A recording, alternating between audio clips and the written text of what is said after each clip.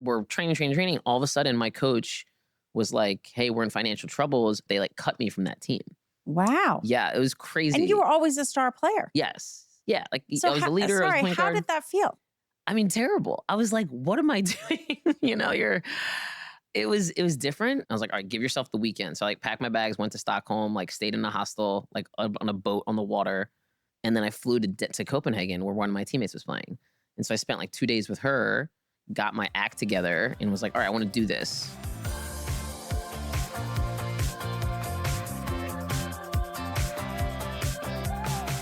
Today on The Messy Parts, we have on Megan Griffith. She is the coach of the women's basketball team at Columbia University. Now, this is a team that before her had never won, and now they're a national powerhouse. How do you do that? You get them to go all in and realize that failure is the fertilizer. What does that mean? That means that the messy parts are actually the engine to success. So you're going to want to listen to this conversation. You know, I thought where we would start was at the beginning, because as I was listening to your story, it really struck me a little bit of a parallel in that you grew up in, tell me the name of the town? King of Prussia, Pennsylvania. King of Prussia. Yeah, I had to read that a couple times. Yeah. Although I think it was in a sitcom. So I can't remember. But anyway, you grew up in a suburb, sort of a pretty lily white suburb from the sounds of things.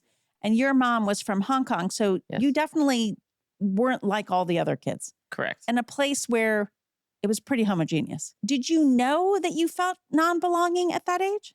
Or maybe you didn't even feel that? No, I mean, that's a great question.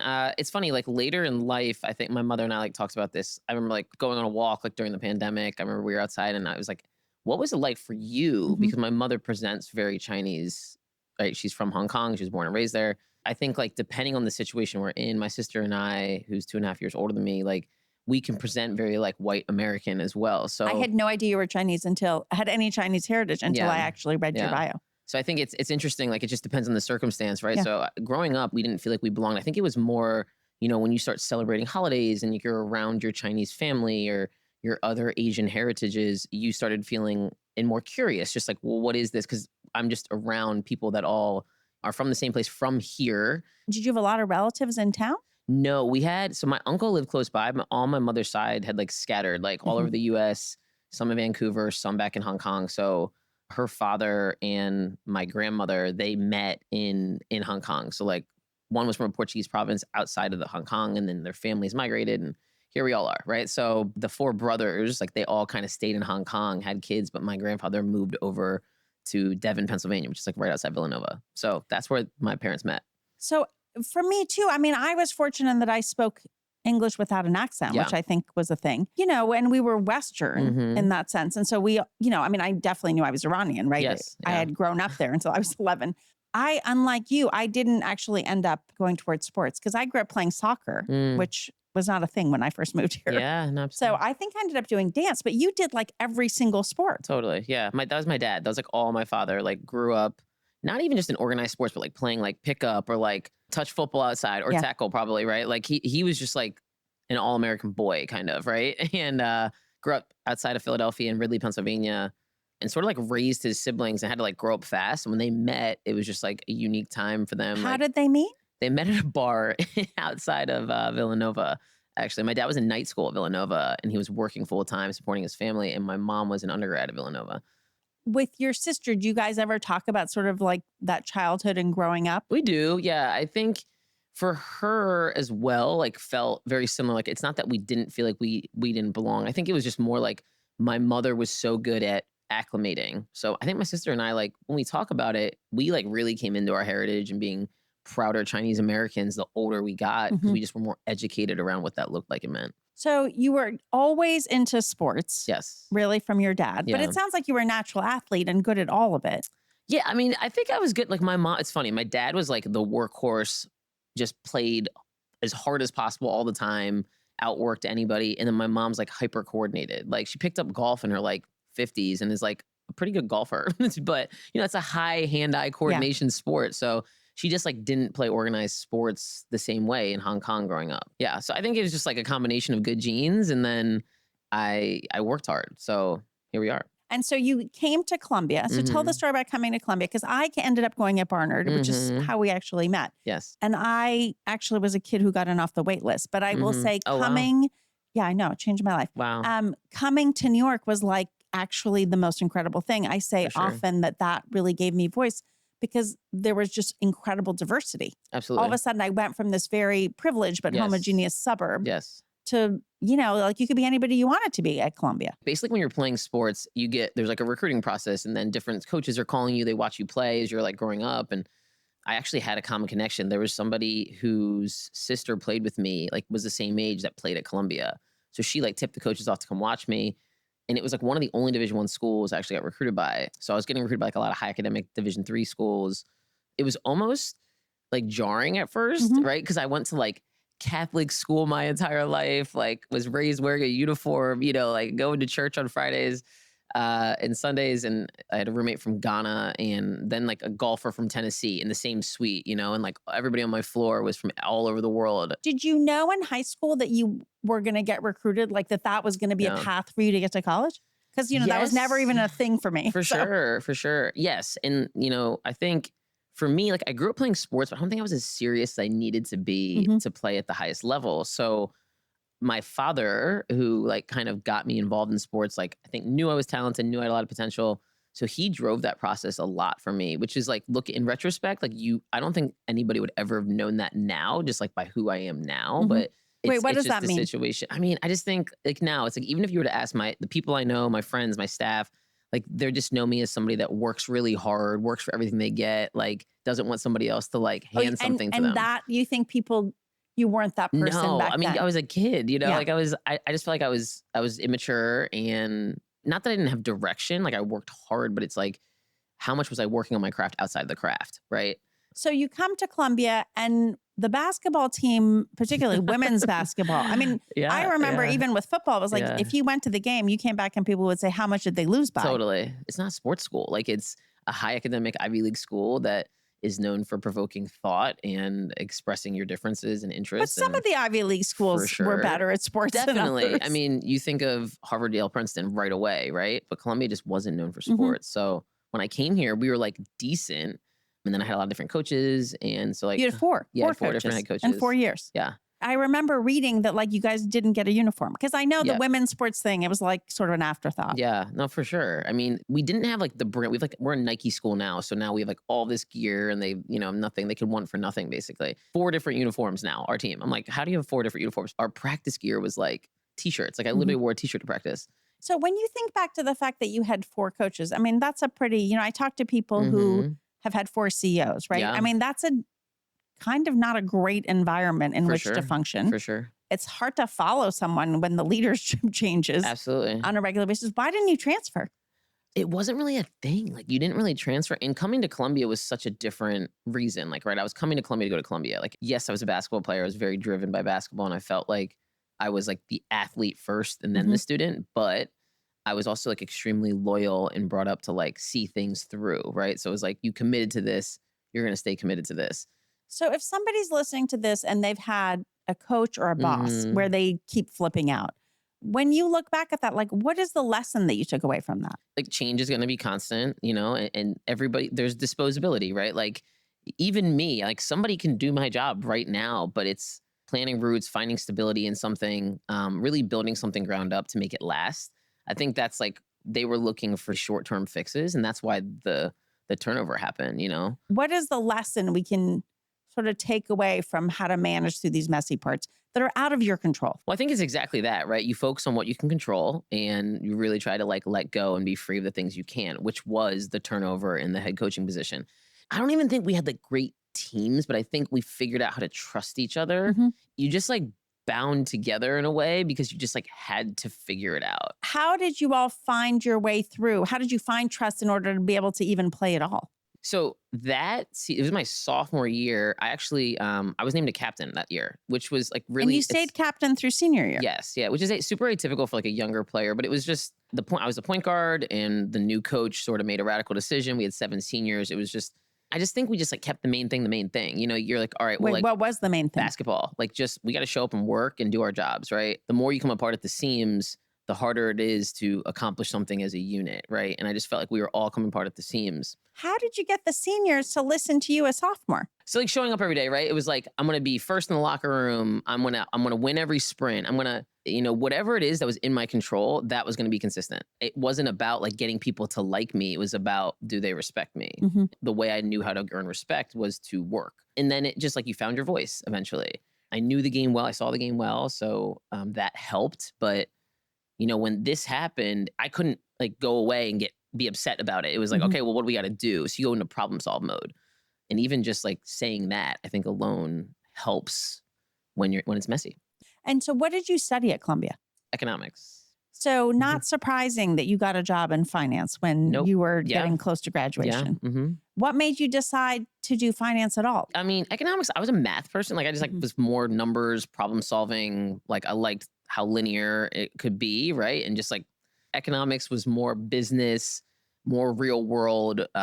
It just was more digestible for me. But that also, I think it aligns with like how I problem solve Mhm. in my job now. So went through that path, and then I just couldn't like see myself being at a corporate institution. Like Why not? I don't know, when the decision came for me to be like, all right, I'm gonna like put my little like suit on or pencil skirt, whatever the heck I was gonna wear. Oh, I like walk, a pencil skirt. pencil Okay. skirt, yeah. Get off the train, walk to the office, and then like put my heels on or whatever I was wearing that day. I was like, I just don't want to do this, like because I did it all summer at this institution called Lincoln Financial Group. And it was a bunch of former athletes, that's what I loved about it. And it was a very male dominated industry. And I always felt, Was there a lot, because it feels like there was a pipeline between the athletes and Yes. Wall Street, quite honestly. for sure. I mean, for I don't know sure. if this is at every school, but definitely at Columbia. Yes. Yeah. Yeah. That's just the thing. I think it's like, hey, it makes sense.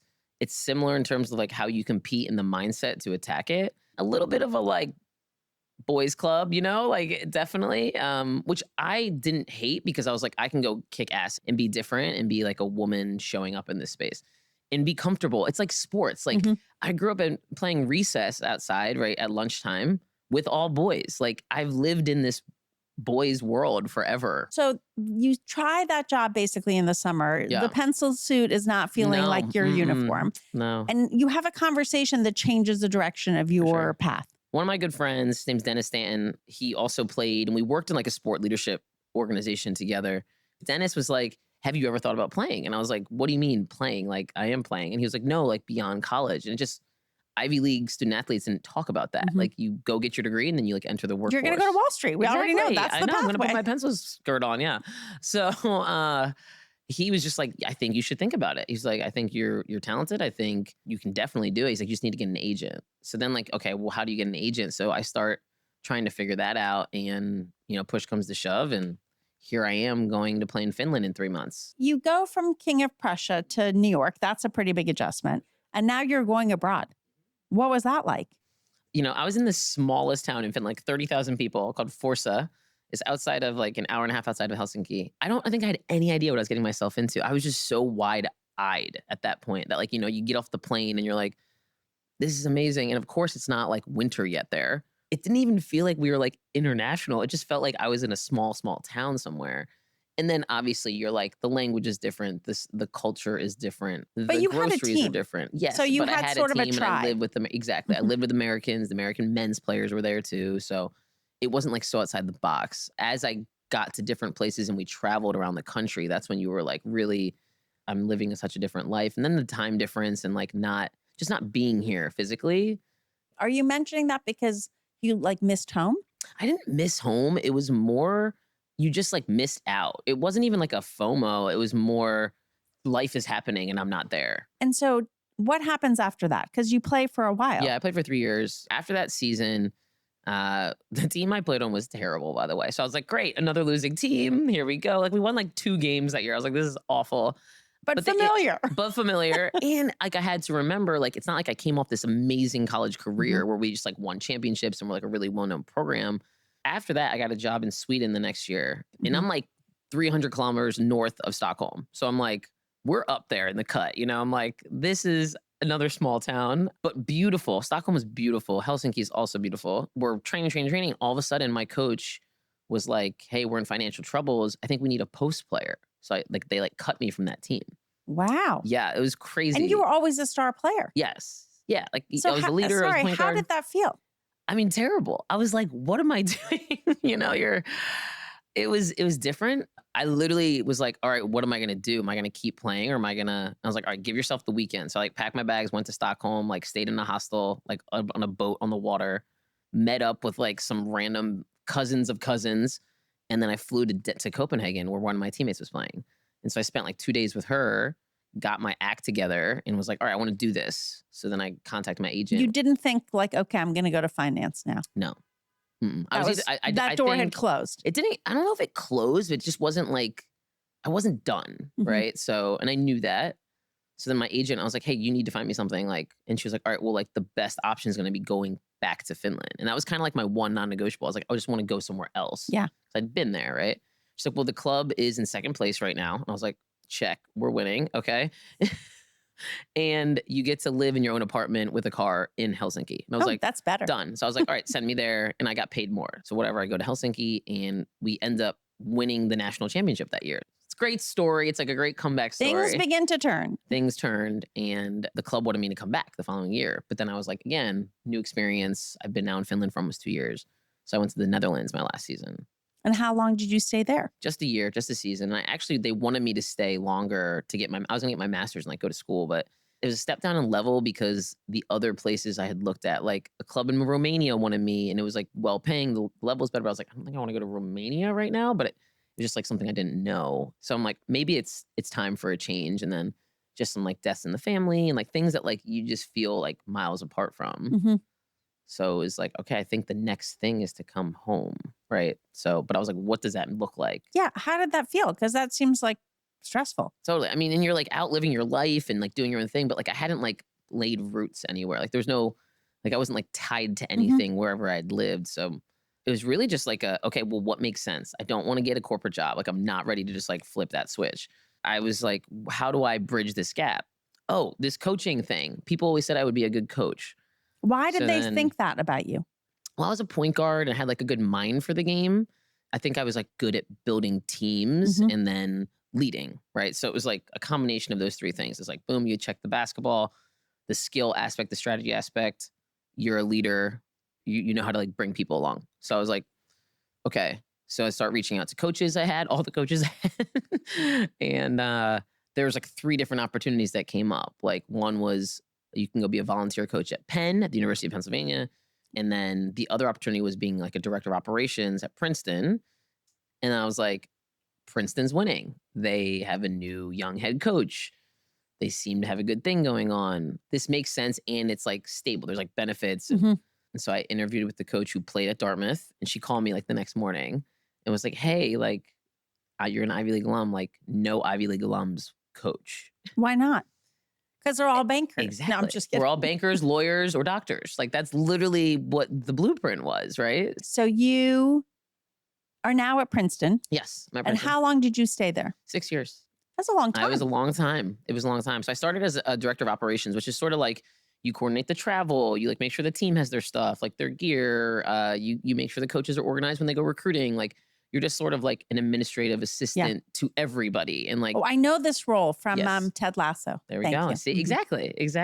He then Amazing. becomes coach. Amazing. Exactly. Amazing reference. Yes. And it's like a thankless job. Like it's like being the manager that like wipes the sweat off the floor. Like you're just kind of like, which again, like I think it was an amazing job to do because it really humbles you. Mhm. Like so you go from being like this star basketball player to like the kids don't even say thank you. And not because they don't mean it. They're kids, you know what I mean? They're How were college you kids. able to put your ego aside?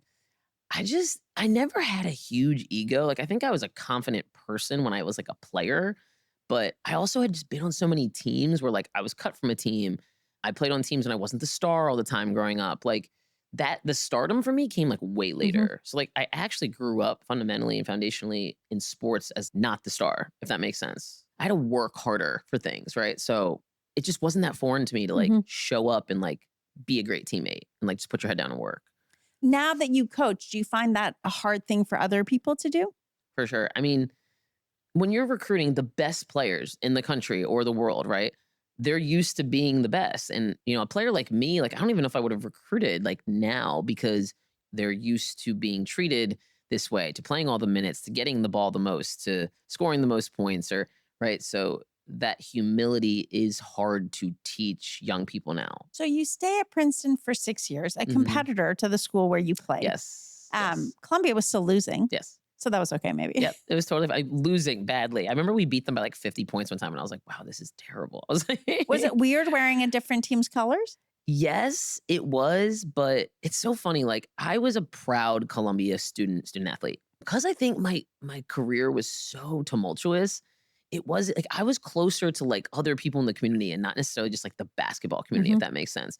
So you do Princeton for 6 years. Yes. And were you surprised when you got the call? I think you got they were looking for a coach multiple times during the period that you were at Princeton. Yes. Yes.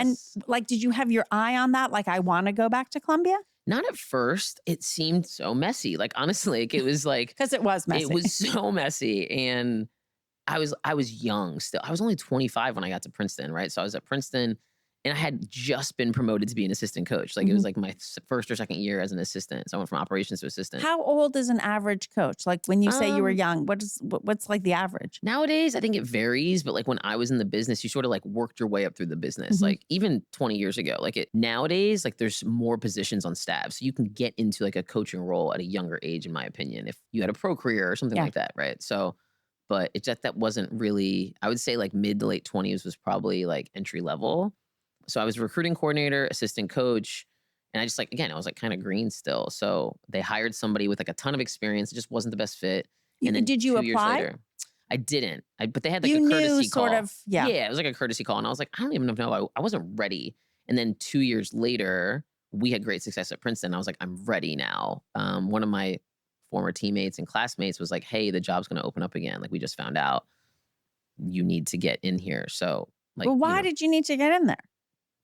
I think that everybody was just like, if anybody's going to do it, you'll do it. Like if anybody can change this, Well, so that's interesting, right? Yep. Because you took a job which was a mess. total. Like this was a losing wreck. team. You Train weren't wreck. right, okay. You weren't going in. It was a turnaround. Yes. Like I like the business analogy because really it was a turnaround Yes. case. What made you and I love a good turnaround. Yeah. So, I like cleaning up a messy situation. What is it about you that likes to do that?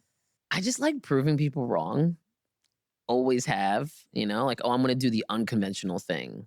It's more of like the stick-to-itiveness and the, like, I'm going to outlast you. I'm going to figure this out when nobody could, right? So you take a job of a famously losing team. Mm-hmm. You leave Princeton. It's looking pretty good down there. Yeah. And what was it like when you first walked into that locker room? Whew, a lot of dysfunction, but a lot of like, just like hope too. Like I remember the first meeting I had with the team. So I get the job and I'm like in like, now it's called the Lisa Carnoy Lounge, but I was in the Lou Gehrig Lounge and we're sitting there and all of this is so familiar. Like, I mean, like I literally went to school there. So and not that far removed, right? So I'm like sitting in a very familiar place. So I'm like disarmed right away because of that. And I think that helped me. It's not like it wasn't a talented team, but like there was no guidance. So like they all were just like kind of like doing their own thing, right? So how many years have you been there now? I just finished my 10th season. 10th season. Yes. Yeah. And yeah. what's the thing that you look back and think began to be the turning point? Because it doesn't fix immediately. No, recruiting. It was just like getting the right people and players there that were aligned with us. I remember. And you recruited from all over the world? Everywhere. Yeah. Initially, the international piece, I did not understand. Like I had played internationally, but we didn't really have any international players. We had one at Columbia so it was like, okay, you can't just like recruit with Princeton. You're going to lose because every time we went head to head with them, why would you come to Columbia? It's like you're selling a vision. You're selling a hope. You're not selling something concrete and stable, right? So I was like, all right, we have to do that. And then we're going to recruit the South. So like Florida, Georgia. Because Princeton wasn't down there. No, Princeton was like in the DMV and like the West Coast. Sorry, what is the DMV for people who don't know? DC, Maryland, Virginia. Okay. Did you have a sense of what you were looking for as you were recruiting besides obviously talent? I think the closest thing is like values need to be aligned, right? So alignment to me is we don't have to be the same. Like it's not like I want a bunch of me's on the team. Then we would probably kill each other. But to me, it was we need people that want the same things, that are motivated by the same things, intrinsically are hard workers and want to be challenged and pushed. Over time, that message gets clearer and more concise.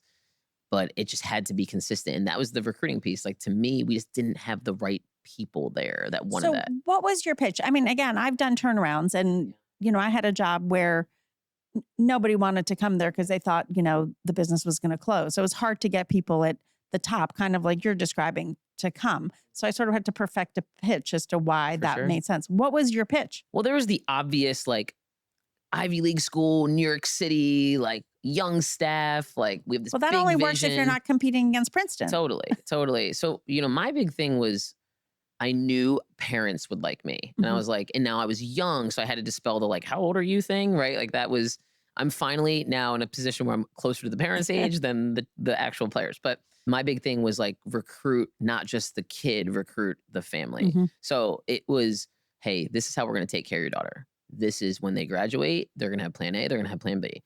We're going to have 100% graduation. We're going to make sure that they are loved, taken care of, et cetera. So you just had to find, and then once you found who the person was that was making the decision, because like we all know, like 17, 18-year-old kids, they aren't making the decision usually. That was who you recruited. So it wasn't just the player you were recruiting. You were trying to figure out who was the main So influence. you started going to different pools Mhm. where, maybe other people weren't shopping Mhm. there. Yeah, That was definitely part of your strategy, sure. it sounds like. And then you were really focused. I imagine all of them are trying to figure out who that decision maker is. totally. I was a recruiter by nature because that's how I like made my name in the business at Princeton. I wasn't like passing it off to one of my assistants. You went yourself. Exactly. To me, it was like, I could be the best coach in the world, but if we don't have the right people and players, Mhm. we're not winning many games. Like we might win more than last year, but it's not getting us very far. So, So you now recruit the right people. Mhm. And what becomes the turning point? We got this one class of players. So it was in my 4th season. And it was right before the pandemic. That was their first year, was like the 19-20 season. It was 2 players that went on to be our first 2 ever WNBA draft picks. So Which is pretty big win. exactly, huge. So when we got them, and they were both injured during high school, but it didn't matter. Like I knew, you could see how Well, it was a good they gamble. were going to be. Totally, it was a major gamble. And the one tore ACL, but Chinese father, doctor, mother was European, and she was the youngest of 7 kids. Wow. Her name's Abby Shu. So like I was like really playing up the like Asian American thing. And By this point, you'd come into your heritage. totally. I'm like I'm like all the way in. And so, and she was getting recruited by Florida and USF and like UCF and all these like bigger But programs. not Princeton. She was, but only because we were recruiting her. So this is like my former boss would do this sometimes. And she was like, well, why are they recruiting her? And there was interest, but she tore Yeah. ACL. So everybody kind of stopped recruiting her, and we just didn't. I was like, we're going to recruit your daughter. And then the other player was a kid named Caitlin Davis, who was a really great athlete, like getting recruited again at a very high level. It came down to us, Vanderbilt, and Yale, but from Connecticut. And her father actually passed away when she was in high school. She was also hurt, so didn't play a lot throughout her career. So everybody's thing about her was like, well, is she going to work hard? Is she going to put the time in? And I was like, yes, she's just like a little misguided. What is it in you that sees that potential that other people don't see? I think because it's me. I was always like potential. I was never like the finished product. Mhm. When I watch players, I'm always watching for that thing. Mhm. And it's different in everybody, but we were never going to get the polished kid. We were never going to get the top 100 player at that time. We just got that top 100 player, right? Like in year 10. Isn't that crazy? It's like 10 years. Yes. So do you think you're a marathoner? This is my take on marathons and sprints, right? It's like, I think life in basketball is a marathon, but every day is a sprint. What does that mean?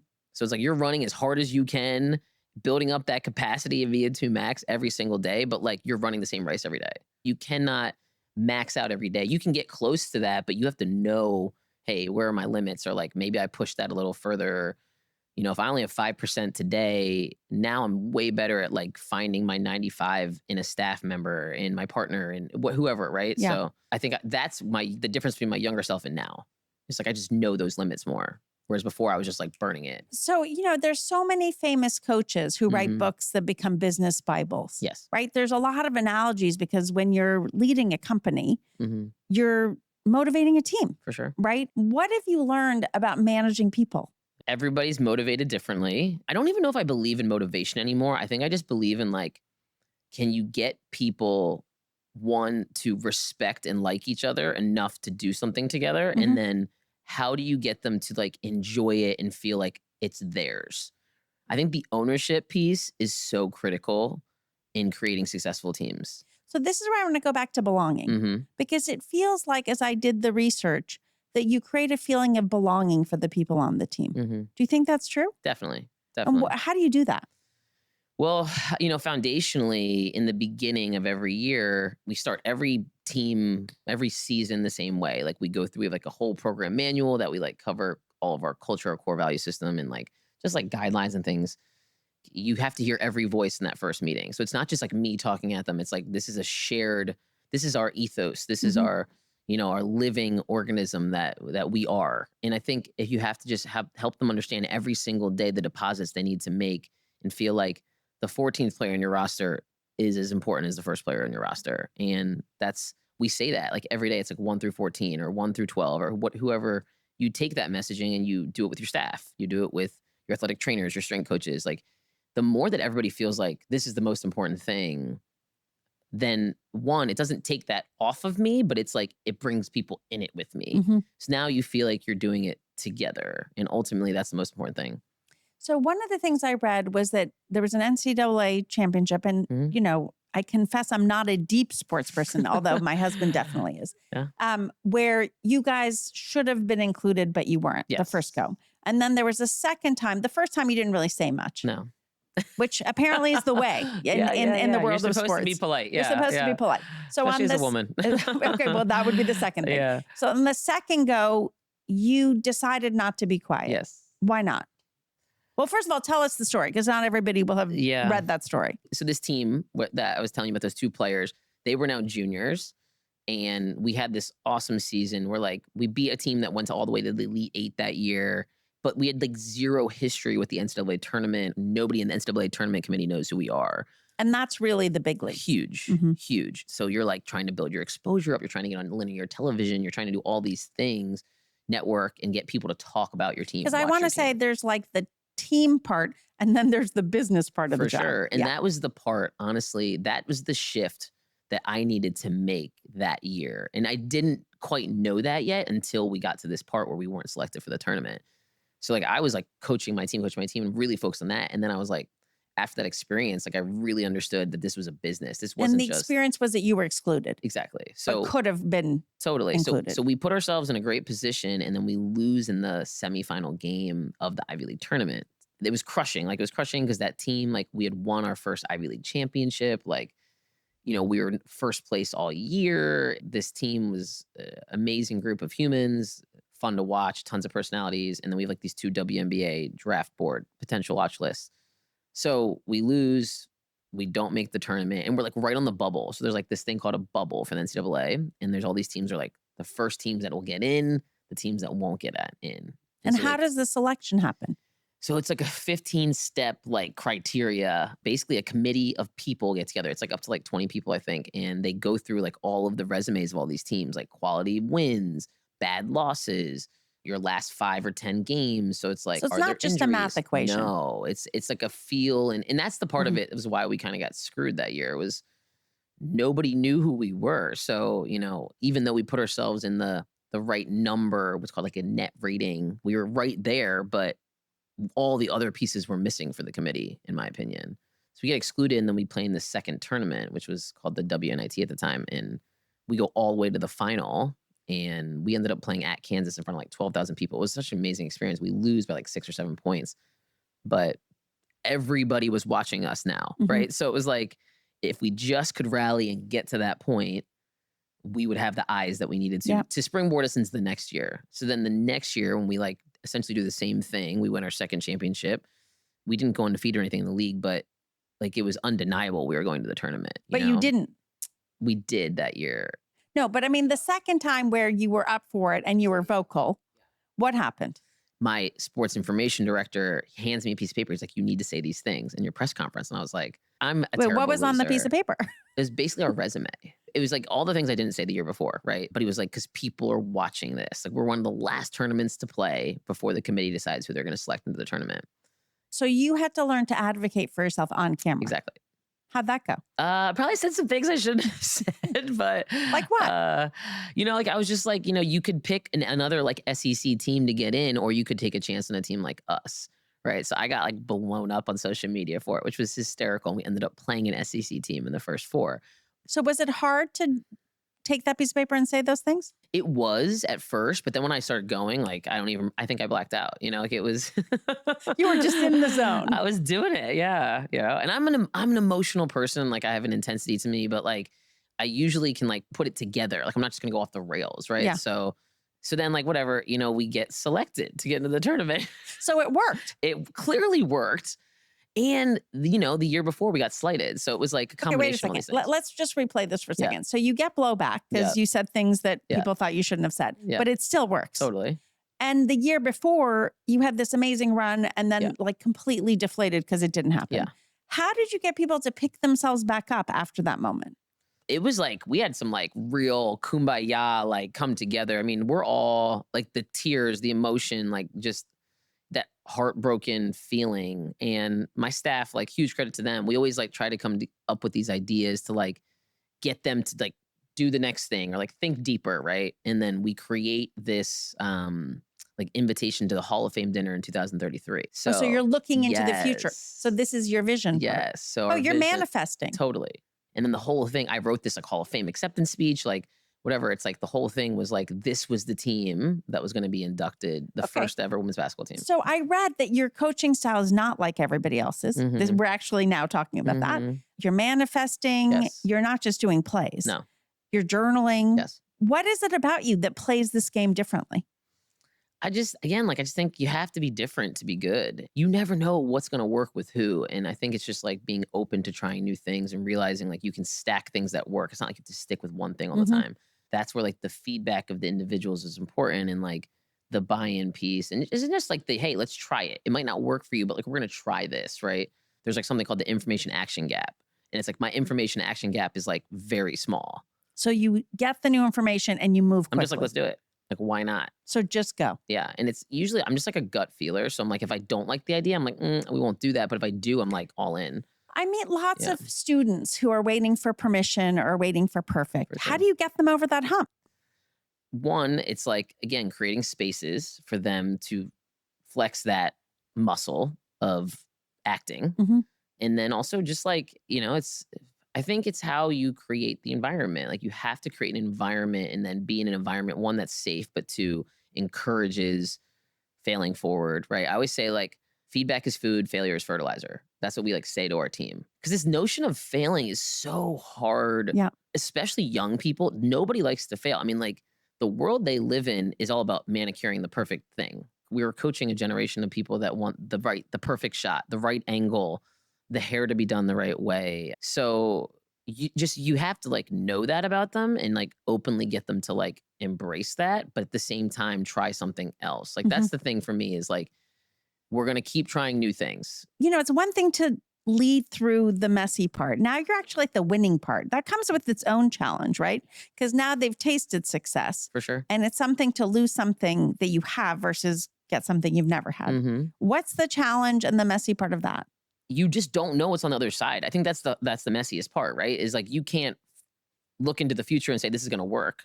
I'm a big believer in like make the decision, own the decision, and then you'll own the consequence. But if you never own the decision or go all in, you're always going to blame, oh, I made the wrong choice, or somebody made the choice for me, or like I was half in. You just like stumble through life that way. But if you're like fully owning the whole thing and everything that you did leading up to whatever happens, you're not really thinking about the destination, you're thinking about the journey, right? And to me, that's the thing. That's the sauce. So I have two questions for you before we end. One is a lot of people sit on this couch. By definition, you're considered successful. What is the cost of success? I think it's shown up differently at different parts, like during the success is like, I think sometimes like your relationships can take a backseat, like whether that's familial, personal.